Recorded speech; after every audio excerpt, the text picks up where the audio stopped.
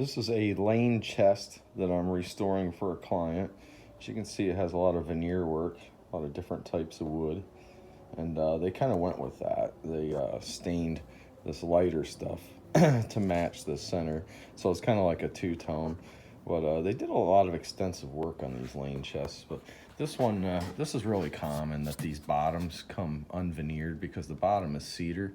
So this client still has the bill of sale, and this has the serial number, so we saved this section of it, but I've replaced this part of the veneer with something that they would have used then. This is veneer maple that I've glued on here. And as you can see, I have two different types of glue.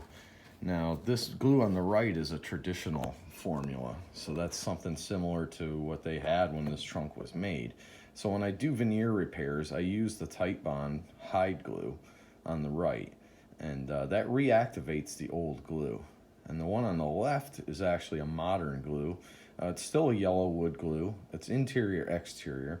A lot of times what happens, people will store furniture in an area where it can freeze and thaw, and it dries the glue out, and it just doesn't stay together. So Titebond 2 is what I use, because you never know where things are going to be stored.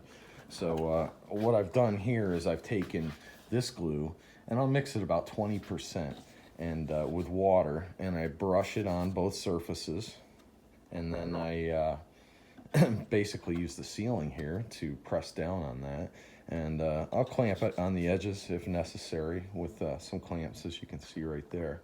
But when we take these chests apart, these legs tend to break just from sliding them around. So what we've done is taken these apart and re-glued them.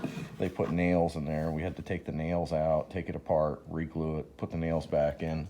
But when you have the equipment to do this, it really doesn't take much time. Like, somebody would think this is really expensive to restore this trunk, but you're looking at, you know, the range of the value of this piece. I mean, it's a really nice piece. The people actually have the bill of sale, the serial number. This was a wedding gift in the 1930s, and it's a really cool piece. I stripped it down, and there's still a little finish that'll come off here, but they had this thing, the cedar back here, stained really dark. They used a dye. That's why the sapwood is that color. But the veneer work on these things is just phenomenal. And I did some repairs on this top. I've been trying to do some videos here just to kind of show what I do during my downtime. I have a barn full of furniture to restore, so once they lift the ban, I'll be able to deliver all this stuff. Take care, people.